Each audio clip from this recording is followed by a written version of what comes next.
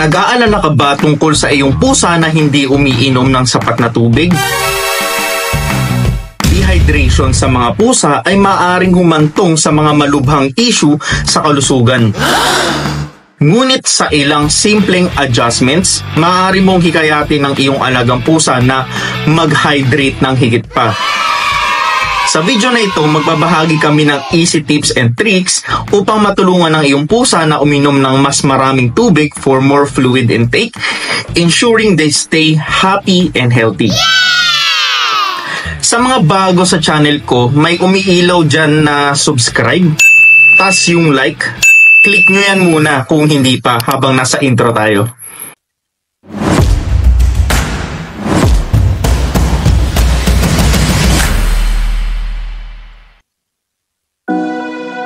Sa video na ito, matututunan mo ang mga practical na tips para hikayatin ng iyong pusa na uminom ng maraming tubig na tinitiyak na mananatili silang malusog at masaya.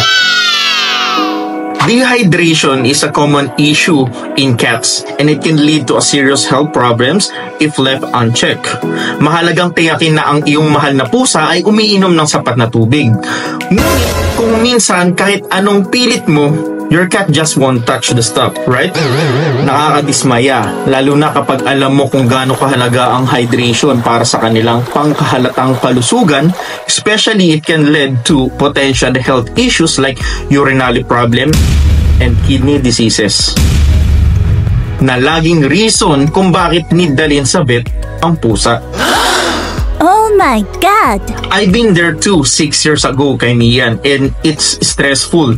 Magsisimula kang mag-isip kung sila ay nadidehydrate o kung sila ay magkakaroon ng ilang uri na problema sa kalusugan dahil dito.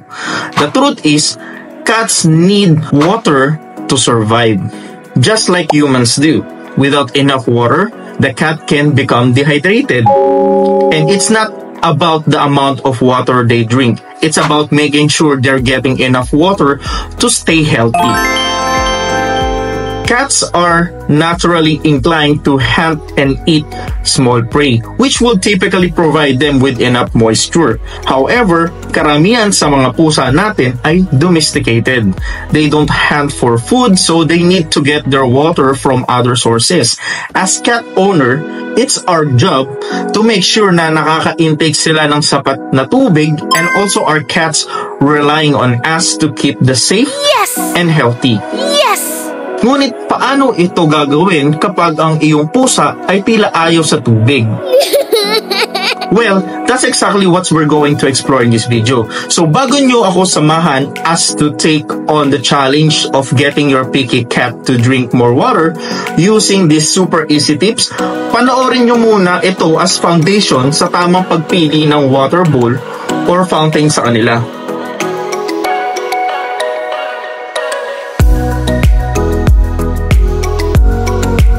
Ang pag-invest sa water fountain ay isang mahusay na paraan upang akitin ang iyong pusa na uminom ng mas maraming tubig. Ang paggalaw at tunog na umaagos na tubig ay maaari talagang kaakit-akit sa mga pusa at maaari netong gawing mas kasiya-siya ang pag-inom para sa kanila. Ito ang isa sa ginagamit kong water bowl pag nagko-compete or travel ang mga pusa ko. Wow! Comment nyo sa baba kung nagka-travel kayo with cats. #travel lang. Kung pipili kayo, dapat check nyo rin kung madali bang linisin yung loob, yung gripo, or yung wirings. Nice! Merong mga gripo na kailangan mo talaga ng special equipment to brush it inside. Kasi dyan nagsisimula yung mga dumi na mga dilaw-dilaw. So, eto, madaling linisin at hindi natatamaan yung undercoat nila. At sakto lang sa muzzles nila para uminom. Yan. Tapos, without filter and use of electricity or battery. Kaya, ano siya, good for travel. Ito ay disenyo ng guru namin sa grooming. Wow! Ang paglikha ng komportabling drinking environment ay mahalaga din.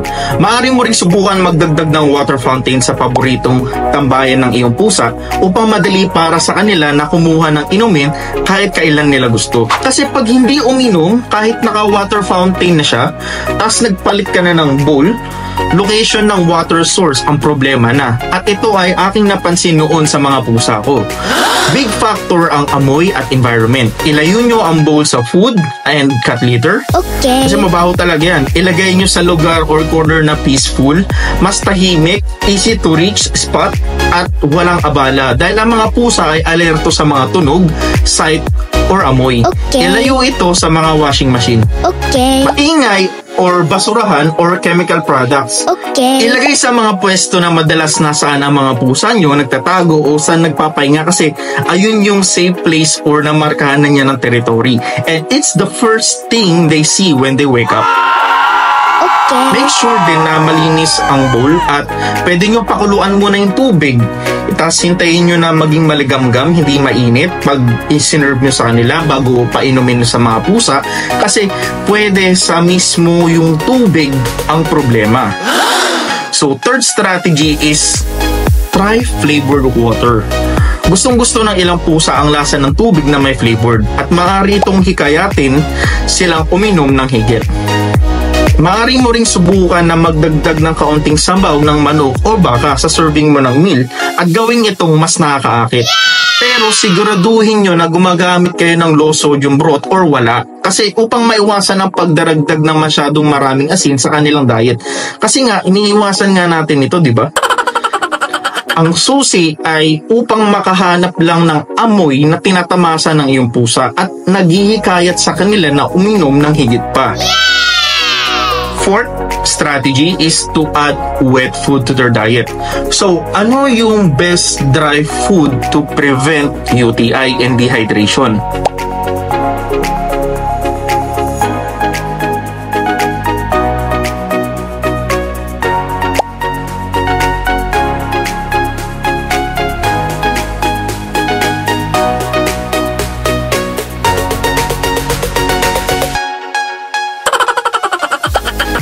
Dapat ensure na nakaka-intake ng sapat na fluid to replenish kung dry food lang ang isuserve mo sa kanila. Kasi dry nga eh. That's why fourth strategy is wet food, which has a higher moisture or water content than dry food, which means your cats will be getting more water into their system with each meal, and also you can try mixing a little bit of water pa into their wet food or sa barf menu nyo yung mga nagro-raw para mas nalong marami ang water intake. Mapapansin nyo sa cat litter yan eh, na dumodoble na yung ihi nila compare sa before. Kung gusto nyo magbigay ng liquid treats naman for hydration and for training sa mga cats, keep in mind na hindi ito meal. Snacks lang ito sa mga pusa and dapat no more than 10% of your cat's calorie intake. Some liquid treats merong nutritional benefits katulad ng Catwise, but some liquid treats contain filler ingredients with little nutritional value and lots of fat. So make sure na yung pinipili nyo hindi lang basta makamura kayo. Make sure it's also safe. Check nyo yan sa FDA kung approve yan or sa BII kung meron silang license to operate dito sa Pilipinas kasi it's a big factor also kung ano yung kinakain nila. I just gentle reminder lang just to keep safe for everyone. And the best part is, ang mga strategy na ito ay madaling subukan at hindi nangangailangan ng extra effort or expenses maliban sa fountain na napili mo. May brand kasi na ang mahal ng mga filters or nozzles kasi you need to change it every 2 months or a month. Depende dun sa brand or product or sa materials na ginagamit ng napili mong brand. Okay. Pero meron pa tayong pang-5 kung itong lahat ay ayaw pa rin. So, fifth strategy, vet check mo na.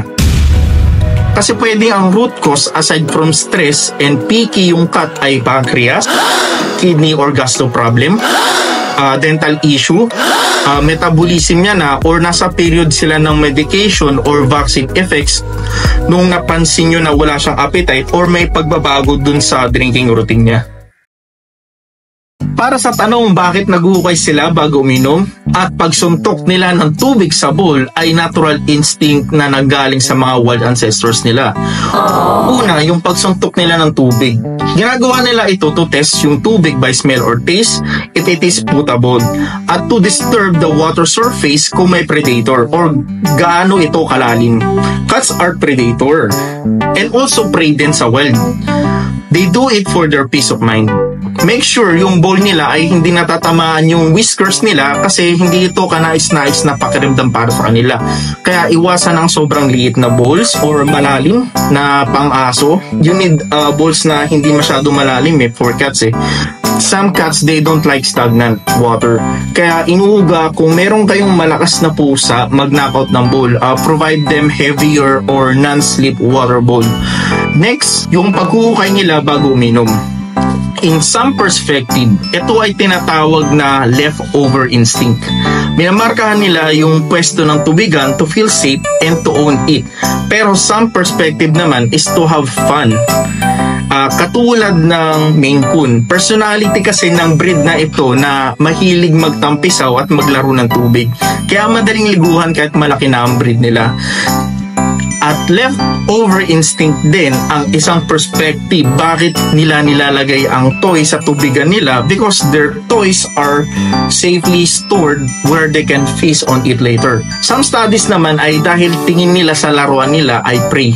Nilulunod muna nila ito para humina or patayin bago pagpestahan uli. And it is a good opportunity din sa kanila for more interaction with or attention from you para sa kanila.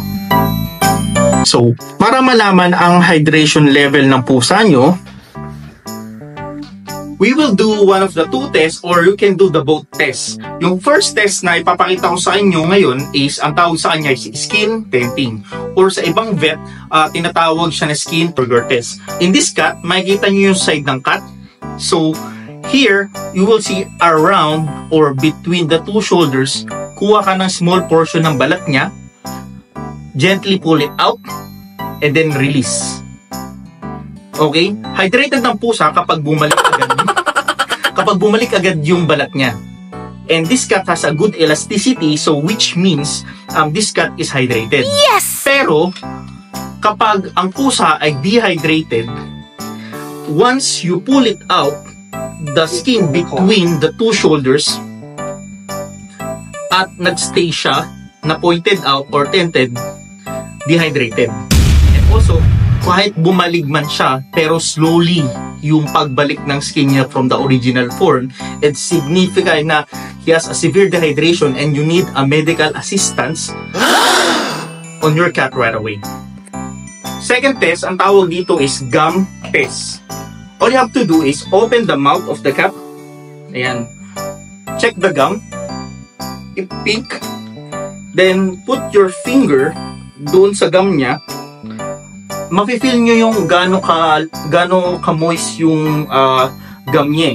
So, pag malagkit, tapos parang delicate mo, parang scotch tape, pag pinulat mo, it's been dehydrated yung pusa. Mapapansin nyo rin na hydrated ang pusa kapag tinouch mo, tapos medyo moist, it's been, this cat is hydrated. So to recap, we've discussed the importance of keeping your cat hydrated and we have explored various strategies for encouraging them to drink more water and to understand by this knowledge and ideas to try with your cat. Just a gentle reminder, it's okay to be wrong. It happens. It's not okay to continue being wrong kapag naturuan na ng tama because not all knowledge learned from books. Google can guide you but it doesn't mean na lahat ng nakikita nyo sa internet ay tama. Knowledge was learned sa community from different experiences of other cat keepers. Husbandry and keeping animals changes when new information is found. A good cat owner understand this and change their practices and improve. Kung hindi, ego na nila yun. So ano mas importante sa inyo? Yung ego nyo o yung kalusugan ng pusa nyo? For all cat keepers, para makatulong tayo sa iba, comment nyo kung may alam pa kayong strategies for getting your cat to drink more water and check out our other videos.